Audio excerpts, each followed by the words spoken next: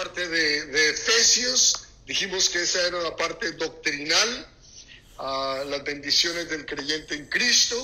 Hoy vamos a estar en la letra D, ¿ok? La oración por capacitación, hoy y la próxima semana. Les voy a mostrar de una manera más sencilla. Aquí está el capítulo 3, bosquejado. Oración por capacitación. La primera parte le llamé el paréntesis del paréntesis, y ahora les voy a explicar por qué. Versículos del 1 al 13, y eso es lo que vamos a cubrir hoy. Luego, la próxima semana vamos a ver hasta el final, que es la oración de Pablo por intercesión y la doxología, que es simplemente una alabanza. La sección la titulé Oración por capacitación, pero pasa algo interesante, y es que en lo que Pablo está escribiendo, cuando abrimos el capítulo 3, empieza el versículo 1, y acordémonos una vez más, la Biblia no se escribió con capítulos y versículos, pero la manera en que fue dividida, lo que nos encontramos es esto. Pablo les dice en el versículo 1: por esta causa yo, Pablo, prisionero de Cristo Jesús, por vosotros los gentiles, y ahí abre un paréntesis. ¿Ok? Y ese paréntesis lo cierra en el versículo 13, que es, entonces hoy vamos a estudiar el paréntesis. Resulta ser que el Señor, en su gracia, en su sabiduría, permitió que un paréntesis literario sea un paréntesis teológico, llamémosle así, porque ese paréntesis del cual Pablo nos va a hablar el día de hoy es del paréntesis que ocurre entre Israel y el nuevo Israel, llamémosle así, o el Israel después del periodo de la iglesia. O sea, este paréntesis es entre las semanas 69 y las 70 del libro de Daniel. Ustedes, les puedo hablar así porque ya lo estudiamos. Entonces, este paréntesis es la iglesia, ¿ok? Va a hablar acerca de la iglesia. La semana pasada cubrimos y vimos bastante sobre lo que es Israel, lo que es la iglesia, y si se acuerdan, aquí estuvieron la mayoría la semana pasada, vimos cómo el Señor ha hecho dos entidades completamente distintas. No coinciden en casi nada, prácticamente. Son dos entidades distintas, y hoy vamos a entrar a verlo un poquito más claro. Entonces, vamos a leer todos los 13 versículos, ¿ok? Y antes de empezar el estudio, les decía que esta ha sido uno de los pasajes más difíciles, y anoche se lo leía a Esperanza. Digo, mira lo que tengo que sacar, y se lo leí, y dice, ¿qué es eso? Y se los voy a leer a ustedes para que vean. Dice el versículo del 1 al 6, y luego vamos a leer del 7 al 13. El 1 al 6 dice lo siguiente: por esta causa yo, Pablo, prisionero de Cristo Jesús por vosotros los gentiles, abre paréntesis, si es que habéis oído de la administración de la gracia de Dios que me fue dada para con vosotros, que por revelación me fue declarado el misterio, como antes lo he escrito brevemente, leyendo lo cual podéis entender cuál sea mi conocimiento en el misterio de Cristo, misterio que en otras generaciones no se dio a conocer a los hijos de los hombres, como ahora es revelado a sus santos apóstoles y profetas por el Espíritu, que los gentiles son coherederos y miembros del mismo cuerpo y copartícipes de las promesas en Cristo Jesús por medio del Evangelio. Pablo tenía esta costumbre de escribir con coma, coma, coma, coma y no puntos. Obviamente en el griego no hay esta manera de escribir, no se usa mucho el punto y la coma. Y en el hebreo menos, en el hebreo son palabras seguidas y hay que ver dónde es que se termina la idea y dónde es que no. Pero cuando se traduce al español o a cualquiera de los idiomas modernos, al inglés, que sí usan puntos y coma, usan más puntuación, porque los lenguajes han avanzado, los lenguajes han evolucionado.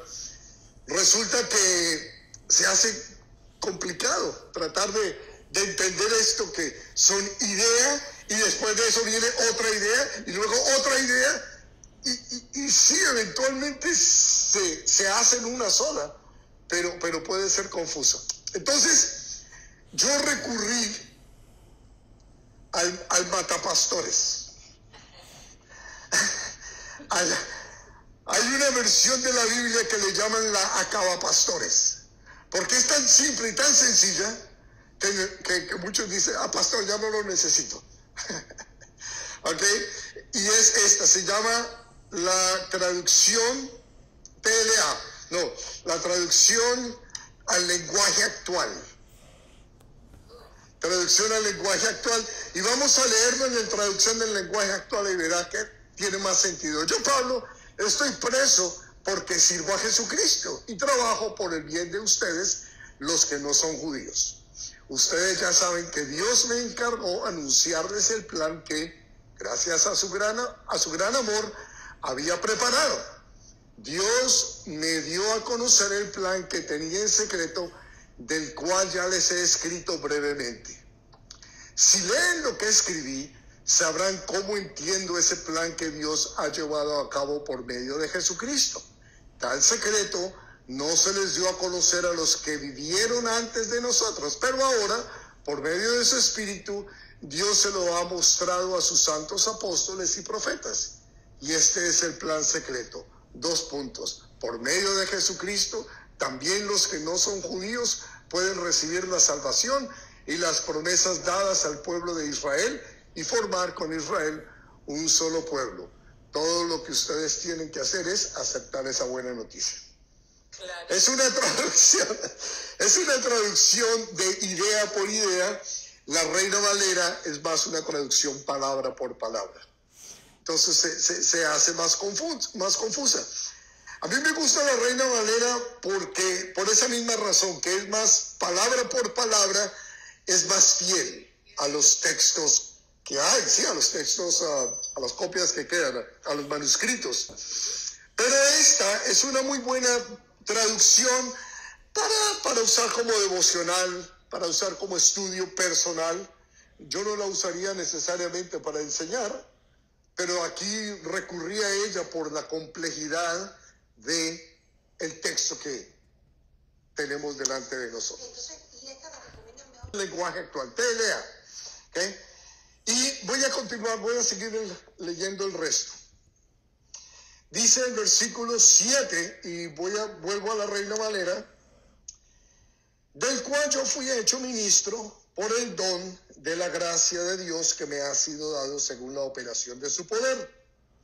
A mí, que soy menos que el más pequeño de todos los santos, me fue dada esta gracia de anunciar entre los gentiles el evangelio de las inescrutables riquezas de Cristo y de aclarar a todos cuál sea la dispensación del misterio escondido desde los siglos en Dios, que creó todas las cosas, para que la multiforme sabiduría de Dios sea ahora dada a conocer por medio de la Iglesia a los principados y potestades en lugares celestiales, conforme al propósito eterno que hizo en Cristo Jesús, nuestro Señor, en quien tenemos seguridad y acceso con confianza por medio de la fe en Él. Por lo cual pido que no desmayéis a causa de mis tribulaciones por vosotros, las cuales son vuestra gloria.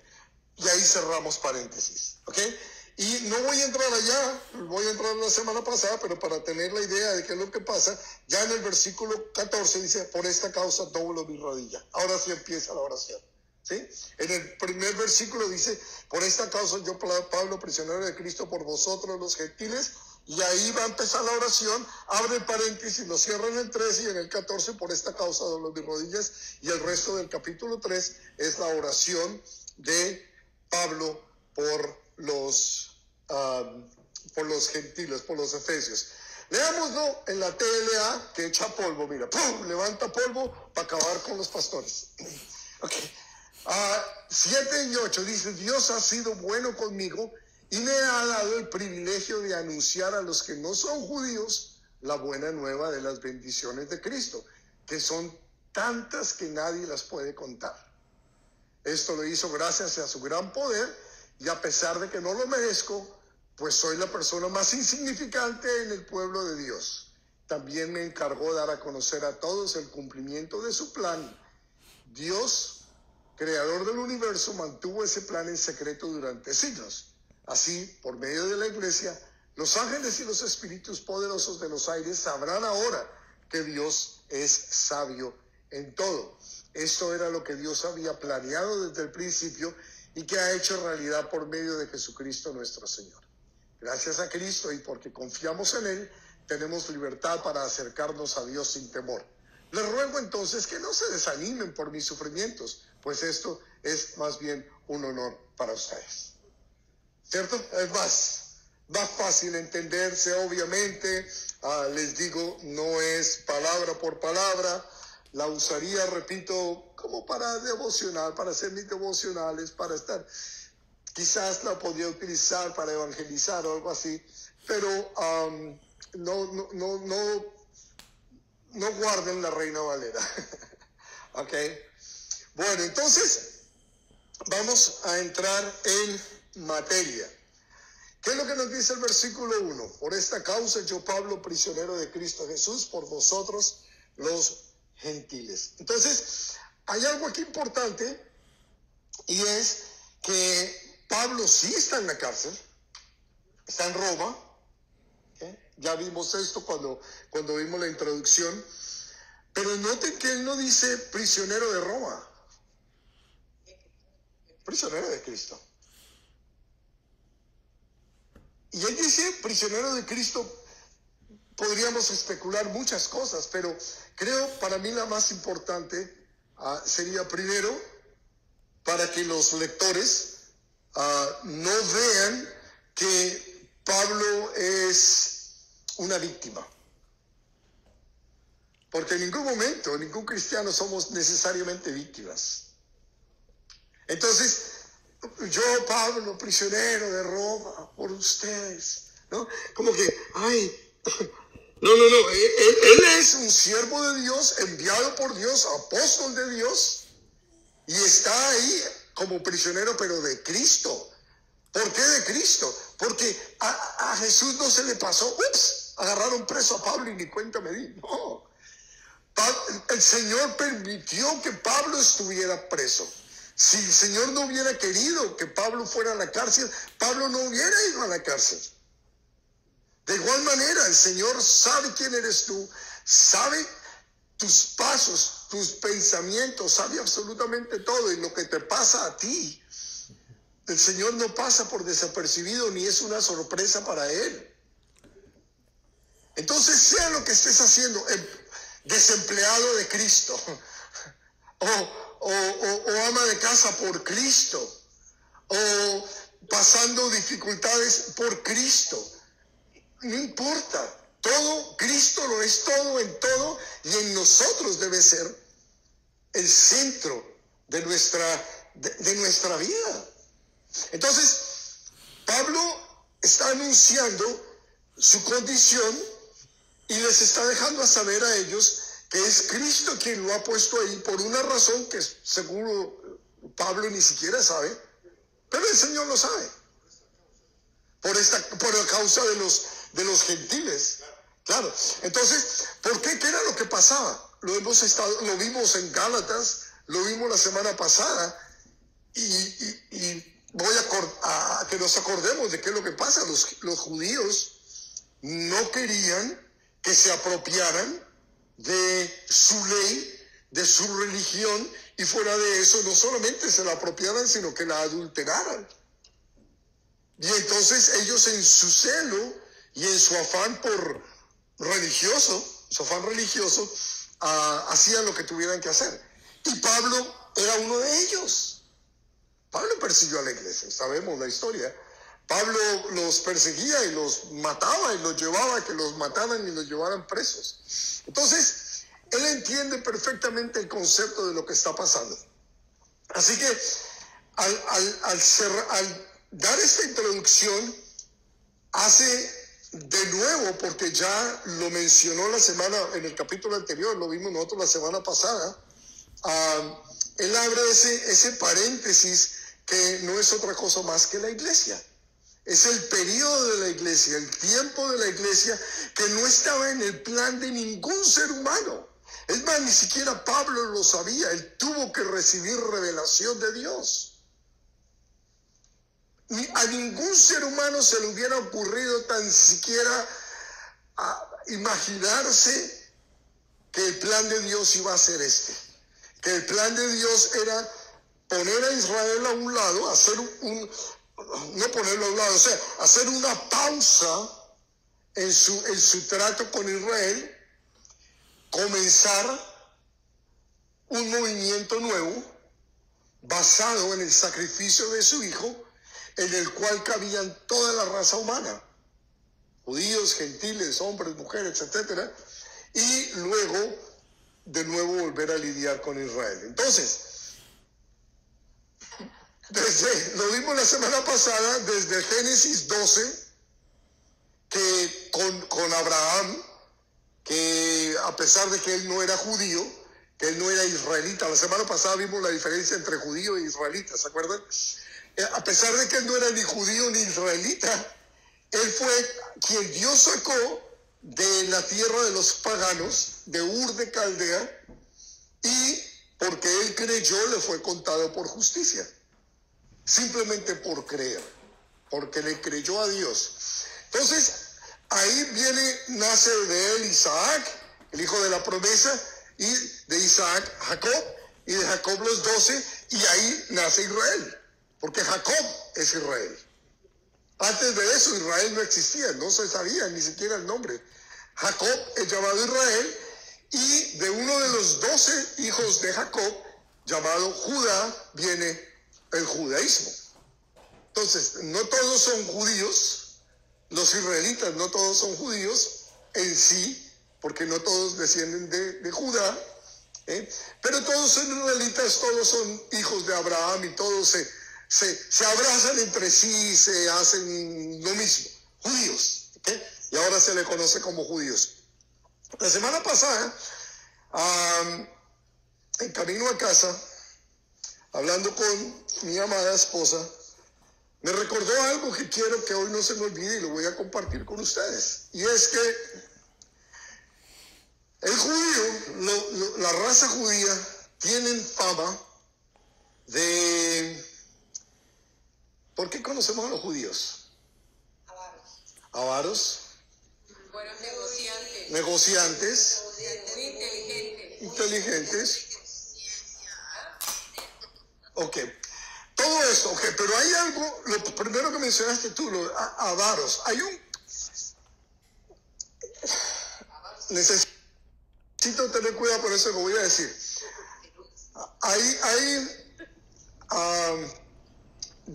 Ok, los judíos, déjenme lo pongo de esta manera, los judíos son descendientes de uno de los hijos de Noé. Noé tuvo 3 hijos, que eran Sem, Cam y Jafet. Sem, Cam y Jafet. En Génesis 10 y 11 podemos ver esto. Génesis 10 particularmente. Los hijos de Sem son los semitas. Semitas, exacto. Entonces, el pueblo judío desciende de Sem. Okay.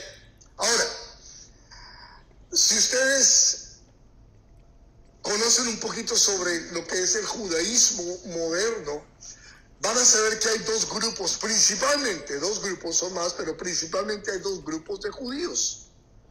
¿Okay? Uno de ellos son los Ashkenazis. ¿Nunca han escuchado? Mi hija que estudió medicina, cuando yo le mencioné algo de los Ashkenazis, dice, oh sí, ellos son los que tienen problemas genéticos. O sea, así como hay grupos que se distinguen por cierta genética, ellos tienen una genética que tiene muchos problemas y los doctores lo saben. Entonces, son los Ashkenazis y los sefardis. ¿Okay? Los sefardis se conocen más en el oeste de Europa, en España generalmente. Los sefardis salieron de España y ahí crecieron y ahí se fueron. Okay. Los sefardis son directos descendientes de Sem. ¿Okay? Es uno de los 3 hijos de Noé. Ellos son semitas. Los Ashkenazis, si miran en la tabla de naciones, se van a dar cuenta que Ashkenaz era un descendiente de Jafet. Por consiguiente, no son judíos. ¿Okay? Ashkenazi. No tomen nota para apuntarlo, pero bueno. Déjenme bueno.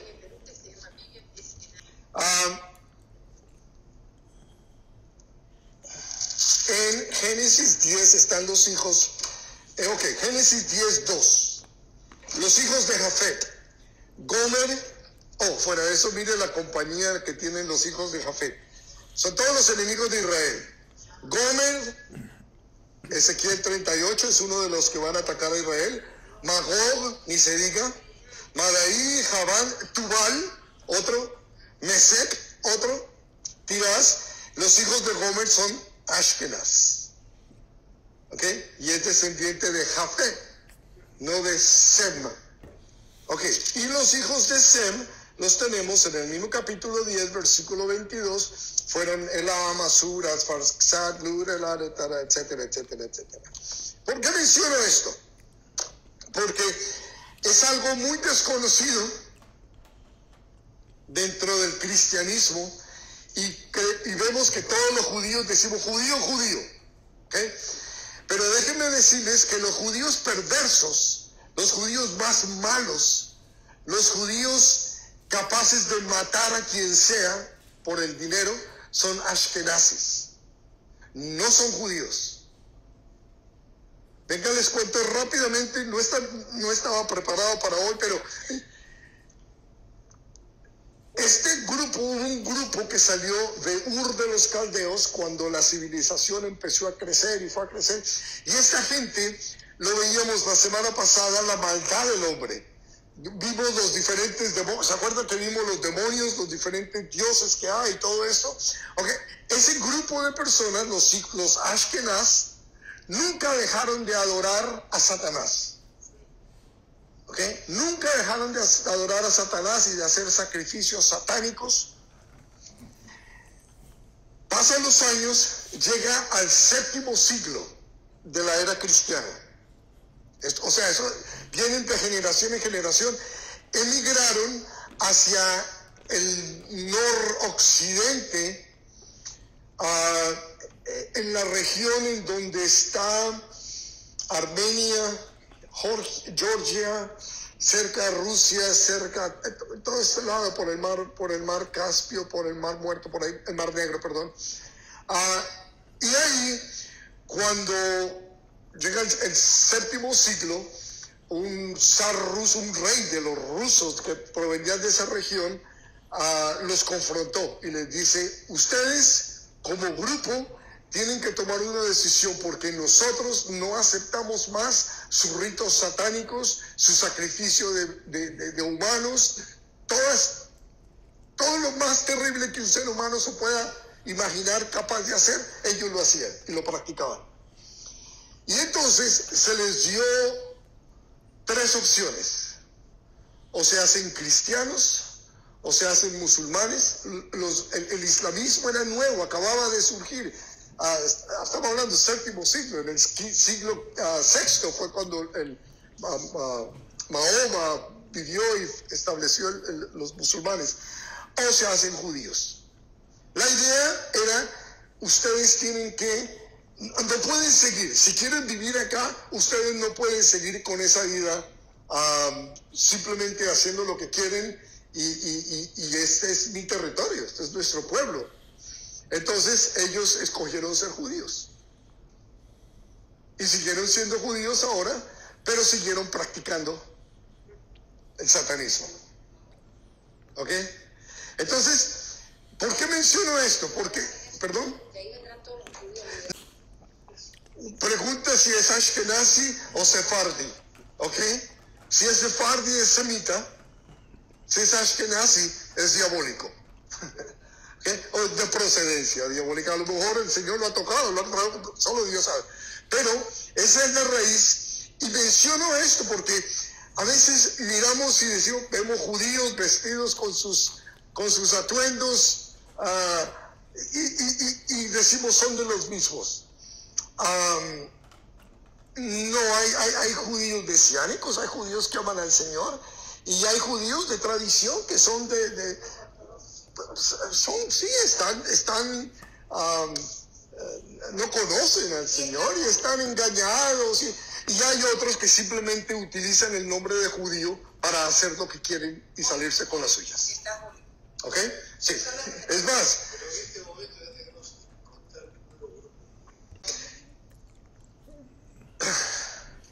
okay. ¿Han escuchado ustedes a Putin? No sé si cuántos de ustedes escucharon a Putin hablar acerca de los Ashkenazis nazis. Ellos son esos. Okay.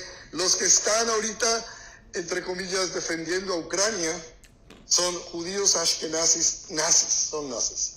Pero dejémoslo ahí porque me salí del tema y continuamos. Entonces, dentro del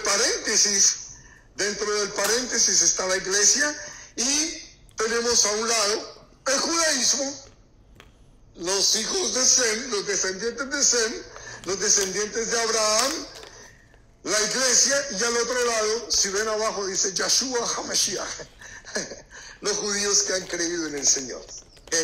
Ese paréntesis es el tiempo de la iglesia. El tiempo de la iglesia. Después de que termine la iglesia, se cierra el paréntesis, viene, ustedes que estudiaron Apocalipsis conmigo, ¿qué sigue después de la iglesia? No todos al tiempo, uno a la vez. La tribulación.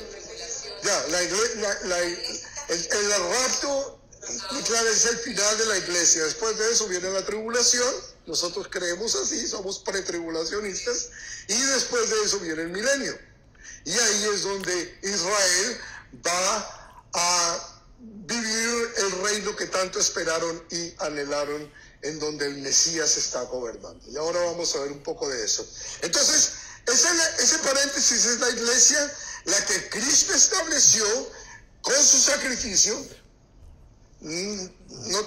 Podríamos expandir todo el día, no lo voy a hacer porque no es necesario. Creo que todos como cristianos sabemos el sacrificio que Cristo hizo para que naciera la iglesia. Y no solamente Cristo lo estableció, sino que Pablo lo proclamó para nuestro beneficio. Y eso es lo que le está diciendo aquí en este versículo 1. A los dos les costó algo, mucho. Les costó rechazo, les costó prisión y les costó la vida. Hacer que a Cristo establecerlo, darle vida, darle nacimiento.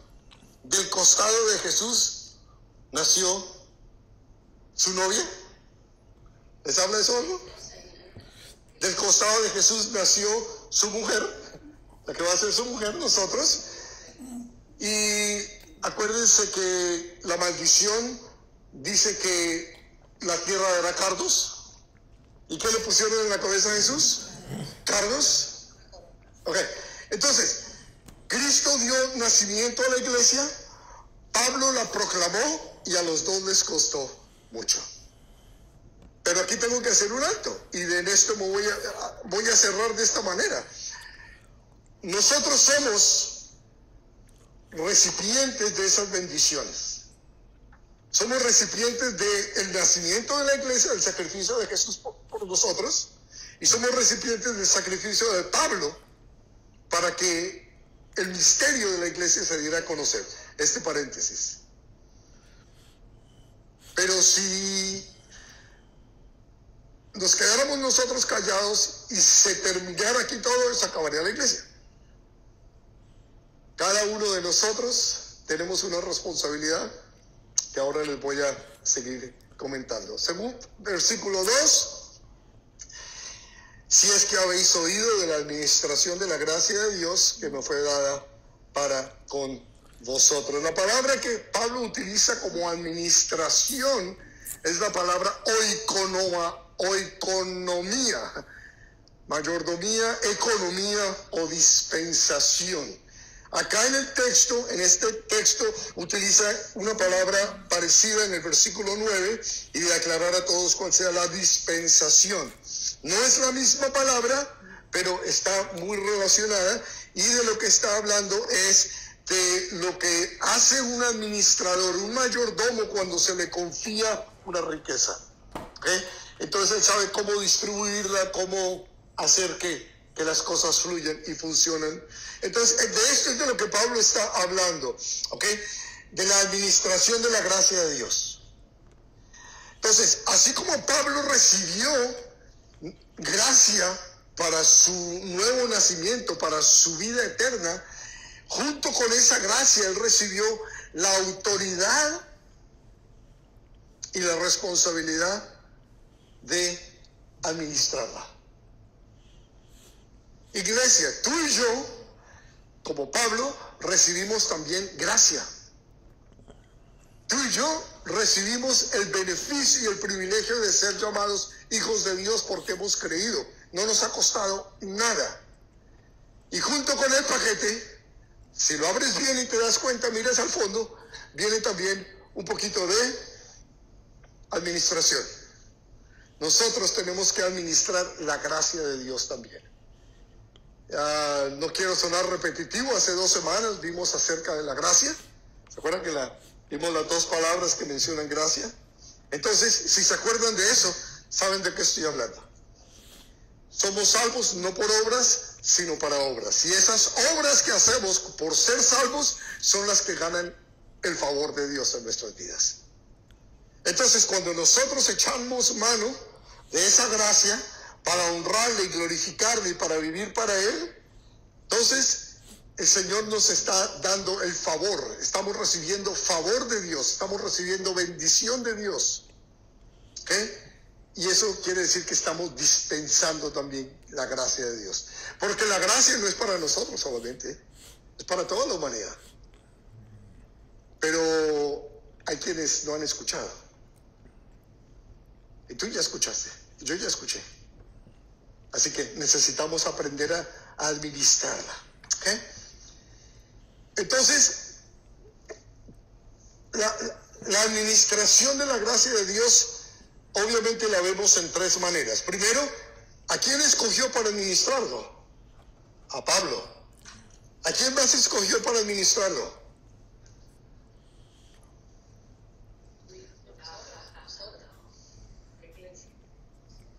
Tú y yo estamos ahí. Hemos sido llamados. ¿Cuál es el mensaje? La gracia, la bondad, misericordia de Dios. Esa no cambia. No hay que hacerle adornos, no hay que arreglarla, no hay que hacerle ajustes. No necesita absolutamente nada más que ser proclamada. ¿Y quién es el receptor? En el caso de Pablo, lo que nos está diciendo acá en el versículo 2, el receptor fueron los gentiles, los inmerecedores. ¿Cómo escribí? Inmerecedores. Los que no merecen la gracia. Sin embargo, el Señor quiso dársela y Él la administró. ¿Y quién más necesita ser receptor? Nuestro círculo. El Señor, mira, lo más lindo de nuestra relación con el Señor es que Él no nos manda a África, por allá, o al Amazonas, o a Guinea tropical, o al desierto del Sahara. No, dice al vecino, al compañero de escritorio en el trabajo. Entonces, a nuestro círculo. Y en el 3 dice que por revelación me fue declarada el misterio, como antes lo he escrito brevemente. Lo que yo estoy tratando, ¿lo devuelvo? Oh, aquí, ahí. Entonces, que por revelación, dice en el versículo 3, me fue declarado el misterio como antes lo he escrito brevemente. Es esto que tienen acá. Y el misterio revelado fue por Dios. Y ya vimos cuál es el misterio. El misterio es el paréntesis. Nadie se lo imaginaba, nadie lo sospechaba, nadie tenía idea. Los judíos se sentían felices en su exclusividad, en su rinconcito. Como nosotros somos estrato 10 y el resto son estrato 1 y 2. Esa era la actitud de ellos, y lo que nunca se imaginaron es que el Señor los iba a bajar a estrato 5 y a nosotros nos iba a subir a estrato 5 y quedamos todos en el mismo estrato. Ese es el misterio revelado por Dios y no por los hombres. A ningún hombre se le hubiera ocurrido esto. Es más, leímos que los ángeles están boquiabiertos, y ahora vamos a llegar allá. ¿Okay? Entonces, lo que reveló ya lo mencionó en los capítulos 1, versículos del 9 al 14, 22 al 23, capítulo 2, versículos del 11 al 22. Si no se acuerdan, ahí les dejo para que lo lean en la casa. ¿Qué es lo que le reveló el Señor? La grandeza de la misericordia y de la gracia de Dios por cada uno de los seres humanos. ¿Ya tomaron la foto? 1, 2, 3, cambio, punto. Versículos 4 y 5 dice: leyendo lo cual podéis entender cuál sea mi conocimiento en el ministerio de Cristo. No sé si se han dado cuenta que dejé la versión tumba pastores y volví a la Reina Valera, y lo que estoy haciendo es tratar de explicar versículo por versículo, ¿okay? Para que le agarremos la onda, como dicen. Versículo 5: ministerio que en otras generaciones no se dio a conocer a los hijos de los hombres, como he revelado a sus santos apóstoles y profetas por el Espíritu. Entonces, ¿qué es el misterio? El misterio, ya lo vimos inclusive también la semana pasada, recuerdo que hablamos de eso. El misterio es una verdad antes no revelada. Pero ahí está, es una verdad. No es algo que se inventó, que salió, no, es una verdad que ha sido velada, ¿okay? Que ha sido tapada, nadie la conoce. Ese es un misterio. Ahora, ¿cuál es el misterio? El misterio es la verdad sobre la iglesia, ahora revelada por el Espíritu Santo a los apóstoles y profetas. Dios escogió apóstoles y profetas para revelarles ese misterio, el misterio de la iglesia. Entonces, ¿quién es el que revela? Ya vimos, no los hombres. No los hombres. Dios nos lo reveló, se lo reveló a Pablo y nos lo ha revelado a nosotros, y por eso tenemos la palabra. Por eso la estudiamos, para ver cuál es lo que nos ha revelado. Entonces, el Padre es el revelador y los profetas son los que recibieron la revelación para compartirla. Pero ojo, por eso hice la aclaración, no son los profetas del Antiguo Testamento. Porque no lo vamos a ver ni en Isaías, ni en Jeremías, ni en Zacarías, ni en ninguno de estos. Ahora vamos a ver unas pinceladas que algunos de ellos muestran. Hablan de los gentiles, pero nunca de la revelación de lo que se acabó Israel y entra a la iglesia. O sea, eso nunca a nadie, jamás se le pudo tan siquiera ocurrir. Ahora, Pablo, obviamente, es obvio, es uno de esos profetas que lo recibieron la revelación, pero es posible que haya otros. Es posible que no sea solamente escrito a Pablo en aquel entonces. Y hoy, ¿a quién se lo ha revelado el Señor? A cada uno de nosotros. Así que no tenemos excusa. Vamos al versículo 6.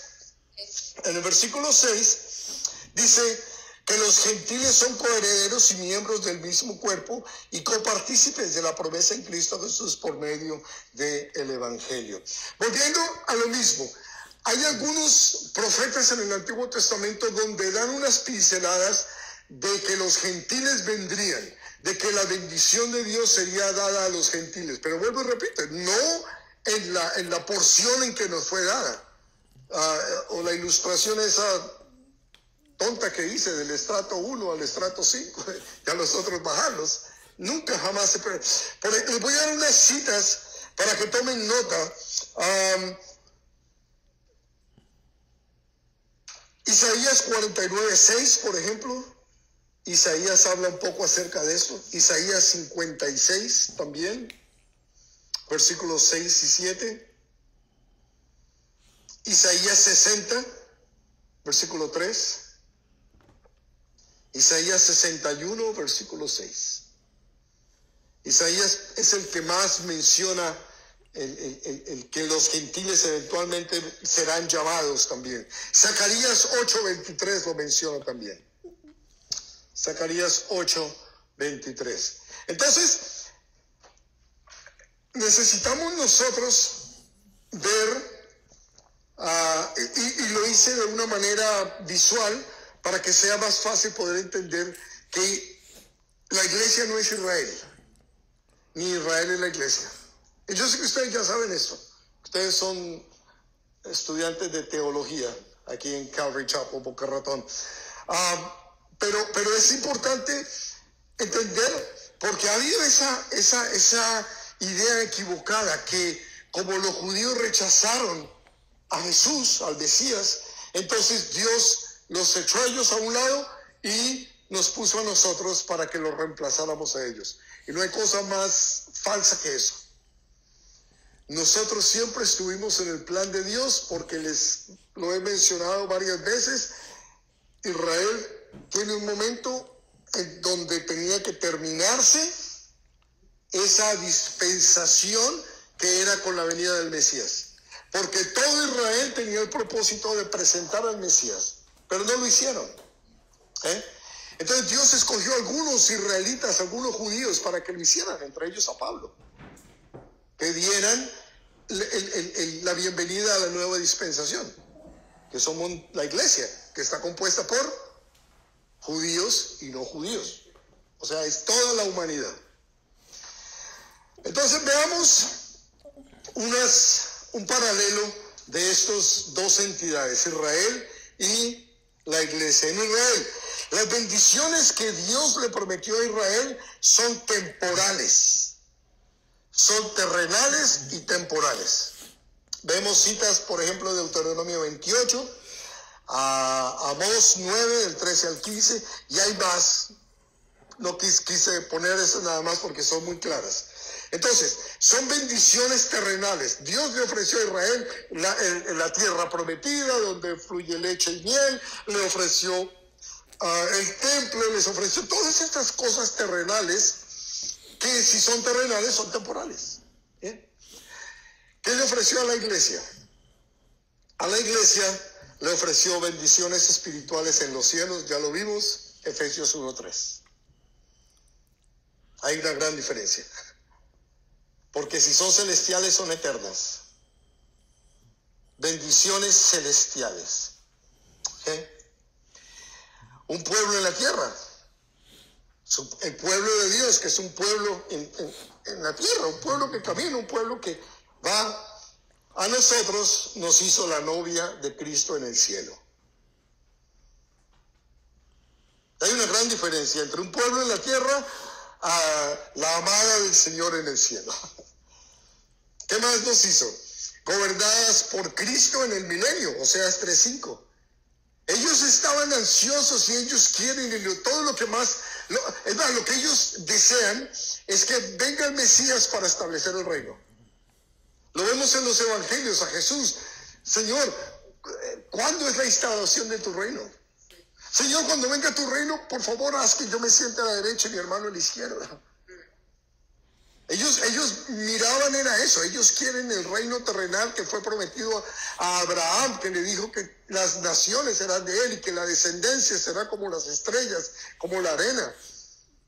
Ellos están esperando un reino, y ese reino nosotros sabemos que es el milenio. Se va a establecer, se va a cumplir, se va a llevar a cabo. Lo que ellos están ansiosos de recibir, lo van a recibir durante el milenio. El Mesías, cuando ellos lo reciban, cuando diga bendito el que viene en el nombre del Señor, van a recibir a Jesucristo como su Mesías, y entonces Él va a gobernar desde Israel, desde Jerusalén, el mundo entero, y ellos van a tener el cumplimiento de lo que han anhelado. ¿Y qué es lo que nosotros vamos a tener entonces? Vamos a estar gobernando. Vamos a gobernarnos al pueblo de Israel. y obviamente al mundo entero en aquel entonces. Gobernaremos con Cristo durante el milenio. Y ahí están las citas bíblicas, Efesios 1, 22, 23, 2 de Timoteo 2, 12, etc. Tiene un inicio Israel en Génesis 12, con Abraham. La iglesia tiene un inicio en Pentecostés, con los apóstoles. Distinto comienzo. Y el final no es lo mismo, termina al final del milenio. Ahí termina Israel, al final del milenio, cuando se cumpla el reino. Antes de la instauración del cielo nuevo y la tierra nueva. Y en la iglesia termina con el rapto. ¿Okay? Entonces, esto no es para que nos sintamos que somos más porque somos iglesia, porque la iglesia está compuesta por judíos también. Todo el que crea, simplemente somos otro bloque, otro segmento, otra dispensación dentro del plan de Dios. Israel, ya vimos, tenía un propósito: presentar al Mesías, que era quien iba a hacer que todos fuéramos uno. Ahora el Mesías llegó, Israel falló, no lo presentó, por eso el Señor les dejó ahí su séptima semana pendiente, su semana 70 pendiente, y mientras tanto está la iglesia en el paréntesis. Versículo 7, del cual yo fui hecho ministro por el don de la gracia de Dios que me ha sido dado según la operación de su poder. ¿Qué quiere decir todo esto? Pablo está hablando de su ministerio y lo va a dividir en dos secciones, dos etapas del ministerio de Pablo. El primero, como ministro, y esa traducción que en nuestra Biblia que dice ministro no es necesariamente la mejor, porque sobre todo en nuestro tiempo, nosotros cuando hablamos de un ministro, inmediatamente lo primero que pensamos es que un pastor. El ministro es un pastor. Y desafortunadamente la gente tiene la idea que al mencionar pastor inmediatamente lo subimos, lo ponemos allá como no solamente en la tarima, sino como que con una mayor autoridad, con un mayor prestigio, y lejos de ahí. La palabra que utiliza es la palabra diáconos, que quiere decir siervo. La mejor traducción sería eso. Entonces, fui hecho siervo, que es lo que somos nosotros. No tenemos que esperar a que la iglesia nos nomine y nos ponga ahí al frente y ponga la foto, ¿no? Como si falta el número aquí adelante, para que nos lleven a Fort Lauderdale y nos hagan un examen para que nos digan diáconos. No, si tú eres creyente, deberías ser un diácono, deberías ser un servidor. Eso es lo que la palabra significa, un siervo. ¿Okay? Por la gracia de Dios. Entonces, Pablo es un siervo por la gracia de Dios. Tú y yo somos siervos por la gracia de Dios. Sí, ya te vas dando cuenta que no hay mucha diferencia entre el apóstol Pablo y nosotros. Los mismos privilegios, las mismas responsabilidades. El problema que no nos gusta es lo que Pablo dice en 2 de Corintios. Me azotaron tantas veces, pasé hambre, naufragios. Esa es la parte que no nos gusta. Nos gusta el prestigio y el que nos pongan allá arriba. Pero de eso no hay nada, porque a los siervos no tienen privilegios. Un siervo sirve, punto. Por gracia, no la merecía, como nosotros no lo merecemos tampoco. Y por su poder, por el su, si se dan cuenta, es una S mayúscula, por el poder de Dios. ¿Qué hizo Dios con Pablo? Primero, lo humilló. Y es la parte más difícil, creo que Dios tiene que trabajar con los seres humanos. Bajarnos del caballito. Bajarnos de lo que creemos que somos. Es humillarnos. Y con Pablo lo hizo. Pablo. Fariseo de fariseos. Entre los míos, mis contemporáneos, sobresalí por encima de todos. Y no solamente eso, sino que fui discípulo de Gamaliel, estudié en Harvard. ¿Ah? Me gradué con honores. O sea, y todo lo que menciona. Y ya, por más de que uno quiera ser humilde, si uno tiene un pedigrí de esos, es muy difícil. Y si la cuenta bancaria, los billetes brincan por todos lados, es muy difícil ser uno así de humilde. Entonces el Señor en su poder lo humilló.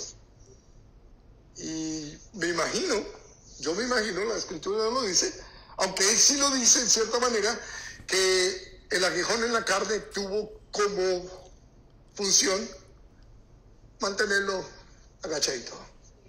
Cualquiera que haya sido el aguijón en la carne, ya vimos cuando estudiamos Gálatas, posiblemente eran los ojos, lo que sea, pero tuvo como función el hacerlo humilde. Quizás esa enfermedad tuya tiene ese propósito. Quizás esa cuenta bancaria tan pelada, quizás ese roto en el bolsillo que le metes y no hay nada nunca. A lo mejor ese es el propósito que el Señor tiene contigo. Solo Él sabe. Entonces, por su poder lo humilló, pero a la vez le dio autoridad de apóstol. Y lo vimos también la semana pasada. Nosotros no necesitamos ya apóstoles hoy. El que se haga llamar apóstol, esté seguro de no mandarle ofrendas, ni ir a esa iglesia. El apóstol tenía una función, lo vimos, ¿se acuerdan que vimos la esquinita, la piedra angular? Esa era la función del apóstol, poner esa piedra. Y el resto de la humanidad, el resto de la iglesia más bien, construimos, edificamos sobre esa piedra. Entonces, le dio autoridad al apóstol con revelaciones que venían solamente de Dios y por amor por el gentil. Antes estaba persiguiéndolos, los mataba. ¿Okay? Ahora tiene amor por ellos y le dio con su poder valentía para que pudiera superar las tribulaciones. Y una vez más hago la comparación. ¿Qué diferencia hay entre Pablo y tú? Pablo y yo. Ninguna. Somos los mismos. Que él fue más valiente, que él no estaba casado, pero muchos de ustedes tampoco.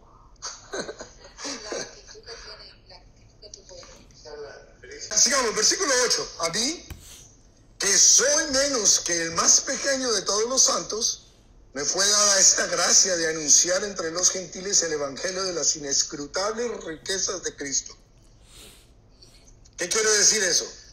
Continuamos todavía en el ministerio. El punto primero del ministerio de Pablo, cuando él dice que él es menos que el más pequeño de los hombres, no es falsa humildad. Eso se llama ¿qué? Estar lleno del Espíritu Santo. Que el Espíritu Santo es el que nos muestra verdaderamente lo que somos. Cuando no hay Cristo, cuando no hay Espíritu,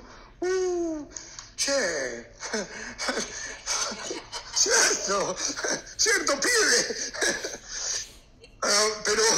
Pero el Espíritu Santo nos muestra, ¿verdad? Lo que somos, quiénes somos. Lo único que nos queda es decir, Señor, gracias. Gracias. Bueno, son argentinas, yo creo.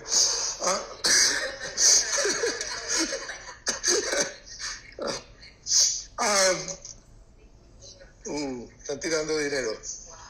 Entonces, cuando estamos en Cristo, cuando estamos llenos del Espíritu Santo y cuando estamos permitiéndole a Él todos los días renovar nuestro entendimiento, caminar en santidad buscándolo a Él, el Señor va a mostrar. Estoy seguro que les ha pasado que abren las cortinas y de pronto lo que ustedes creían que estaba tan limpio, ven todo el mugrecito volando, ¿cierto?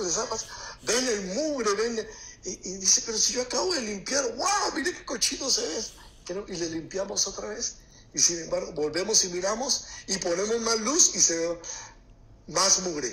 Y eso nos pasa a nosotros. Mientras más luz de Dios está en nosotros, más mugre se ve. Entonces, muéstrame una persona que se crea muy santurrón, y yo te muestro, esa es una persona que el Espíritu Santo no lo ha iluminado. Pero una persona humilde, una persona sencilla, una persona que reconoce sus limitaciones, es una persona que está siendo iluminada, alumbrada por el Espíritu Santo de Dios. Luego dice habla del ministerio, de la multiplicidad del ministerio de él, que incluía evangelismo.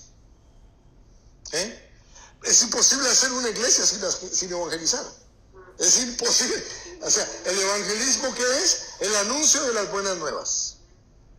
Y las buenas nuevas es que yo estoy perdido sin Cristo, pero gracias a su misericordia, Él me quiere salvar. Y no me cuesta nada. Lo único que tengo que hacer es creer. Entonces, el evangelismo es parte del ministerio de Pablo y es parte de nuestro ministerio. ¿Qué?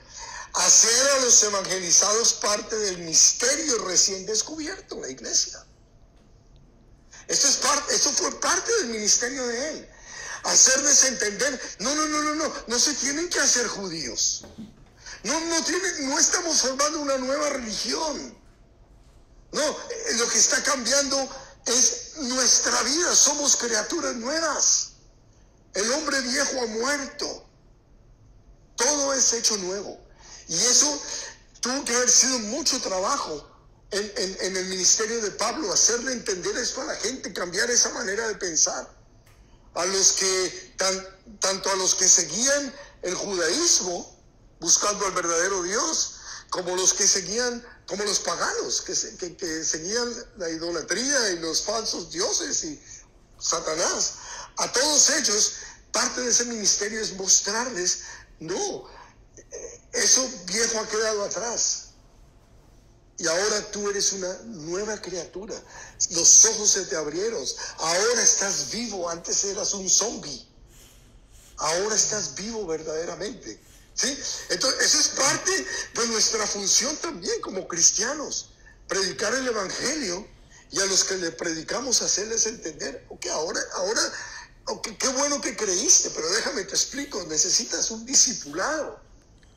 Necesitas conocer a Dios, conocer la palabra de Dios, llenarte, empaparte de su gracia, de su conocimiento, de su sabiduría, y anunciar a los gentiles la buena nueva de la abundancia de las riquezas de Cristo. ¿Y qué es esto?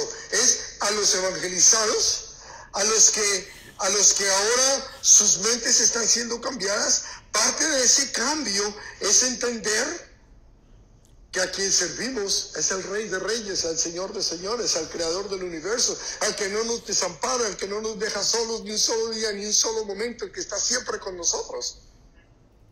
El que dice que es nuestro proveedor, nuestro sustentador, el que nos dice que si lo buscamos a Él y a su reino, todas las cosas nos van a venir por añadidura.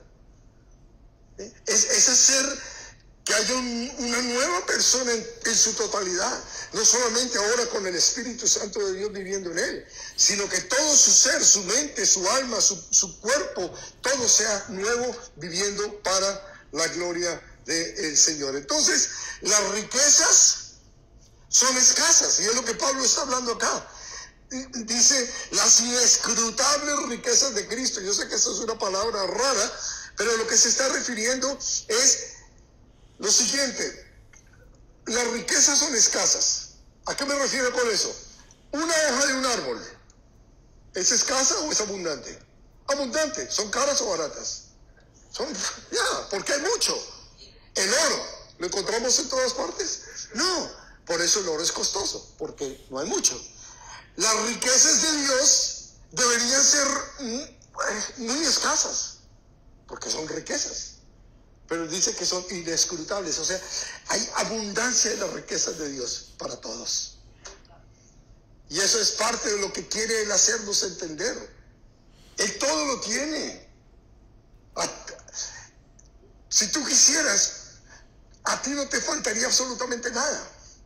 Y a los cristianos que les falta es porque no creen. ¿Sí? Y como puse aquí abajo, el cristiano es un multimillonario espiritual. Todo tenemos, todo. Versículo 9. Y de aclarar a todos cuál sea la dispensación. Una vez más la palabra esta, pero aquí la palabra no es oikonomía, sino koinonía.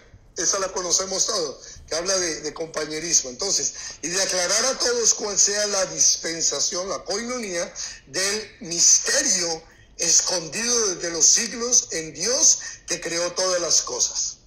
Aquí entonces está la segunda parte del ministerio de Pablo. Ya nos vimos el primero. La segunda parte del ministerio de Pablo es aclarar cómo es que funciona el misterio, o sea, la iglesia en la práctica. ¿Cómo es que funciona la iglesia en la práctica? ¿Cuál es la parte lógica y práctica del diario vivir de un cristiano? ¿Okay? Y ¿cuáles son esos cristianos? Todos, y ¿cuáles son los beneficios más bien que recibimos todos los cristianos, los que vimos en los capítulos 1 y 2? Que no me voy a repetir, aunque ahora más tarde se los voy a mostrar otra vez.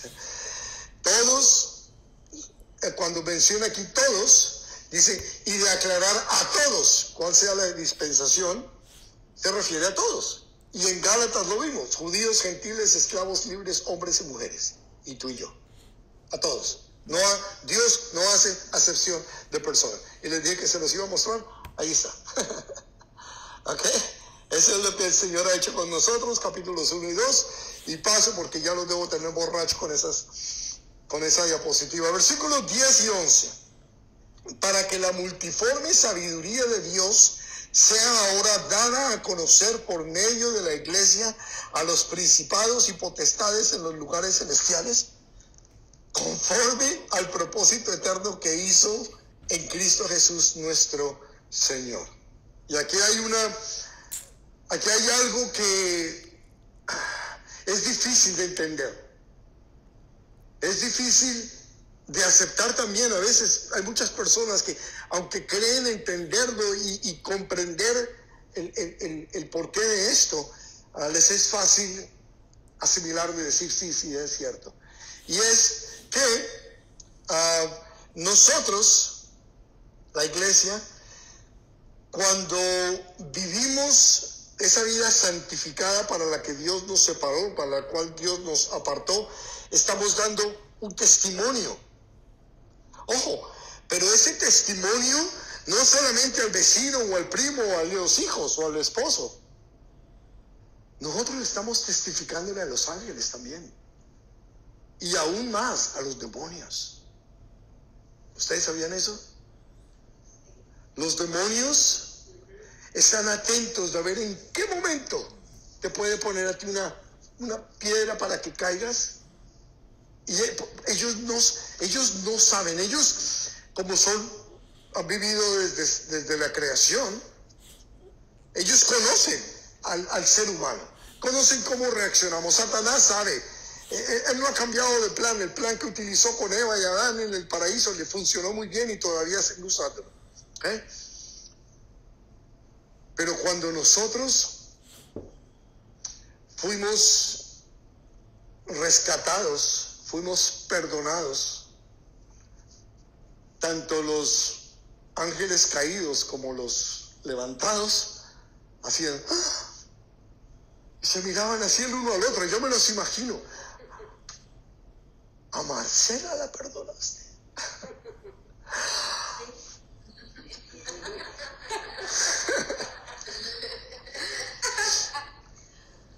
No, yo no sé nada de...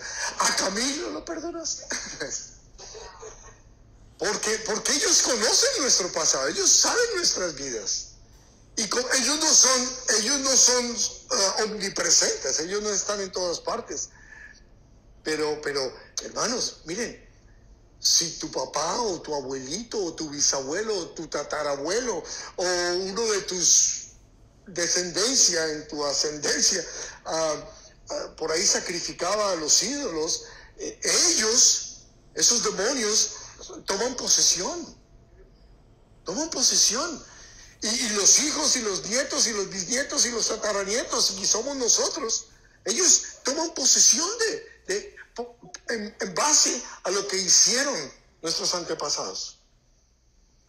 Entonces ellos han estado siempre anhelando ese momento de que nosotros abramos la puerta un poquito para entrar y tomar control. Pero por la misericordia del Señor, por la gracia del Señor, que nos dio abundante riqueza para poder entender, cuando nos presentaron a Cristo, poder entender y poder, como el hijo pródigo, vino en sí. Alguno dice, para ahí no fue en fa, no en sí, sino en fa. Vino en sí para poder recibir al Señor, para poder nacer de nuevo y romper con esa cadena. Entonces, dice, por la sabiduría de Dios, nosotros como iglesia, con nuestro testimonio, le revelamos a los ángeles, a los que están de pie y a las potestades. Pablo menciona las potestades aquí mismo en Efesios, en el capítulo 6, o sea, los ángeles caídos. Les mostramos la sabiduría de Dios. Que Dios, mire, les mostramos cómo Dios triunfó sobre el pecado, tu adicción, tu pecado. Lo que ellos sabían, que donde te podían tirar la cascarita y sabían que te ibas a caer ahí. Y cuando viniste a Cristo y te ponen la cáscara y no caes, es como que, ¿qué pasó con eso? Otra cristiana, vamos a buscar a otra. Nos dio lo mejor siendo nosotros lo peor. Los ángeles deben decir, no puede ser, no, a mí no, no. No te mencionaba a ti, Luisa, hoy, porque siempre te menciono a ti. Nos redimió pagando un gran precio. ¿Sí? Los ángeles no tenían idea de que Cristo iba a hacer lo que hizo. Ellos no tenían ni idea. Es más, Satanás yo creo que estuvo feliz el día en que colgaron a Cristo y dijo, al fin. Pero después se llevó la sorpresa al tercer día. Nos conquistó con amor y nos hizo la amada de su Hijo. Con amor.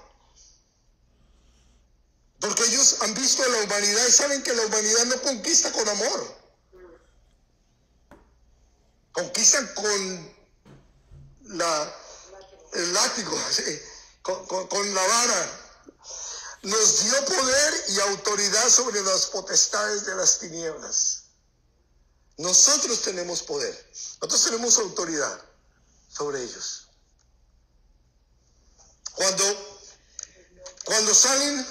Cuando sale un equipo para un partido de básquetbol, ¿cuántos equipos salen?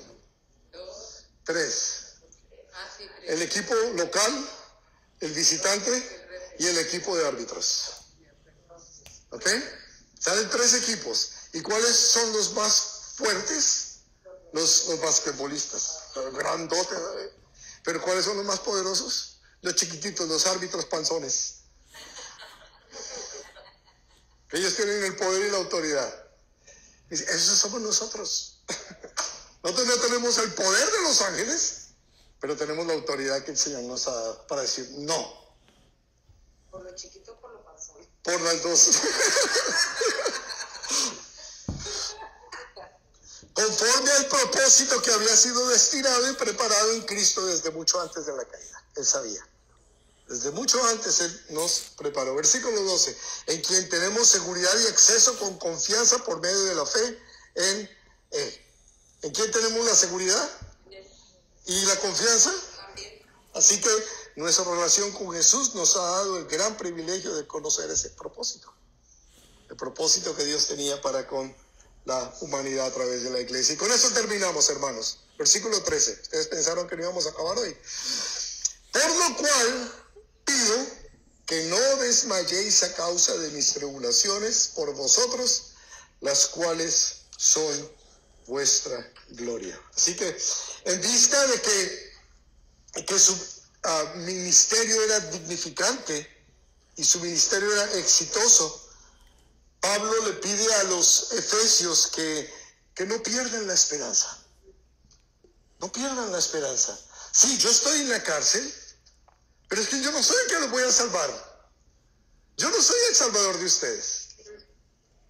Hemos visto pastores que caen, hemos visto todo lo inimaginable. Pero si nosotros ponemos nuestra confianza en el hombre, la Escritura dice, maldito el hombre que confía en el hombre. Nuestra confianza está en el Rey de Reyes, el Señor de Señores, el Señor de toda potestad. Así que con esto termino. Hermanos, alguien un día obedeció al Señor. O sea, alguien fue administrador, buen administrador de la gracia de Dios. ¿Y qué hizo? Cuando esa persona fue obediente, administró la gracia de Dios de la manera conforme el Espíritu le dio la gracia de hacerlo, tú escuchaste, tú oíste y tú creíste. Alguien el Señor usó para que tú vinieras a Cristo. ¿Okay? Nuestro llamado es nosotros como iglesia ir al mundo. Y ya les digo, el mundo no tiene que ser África, el mundo puede ser la familia, los vecinos, el de la tienda.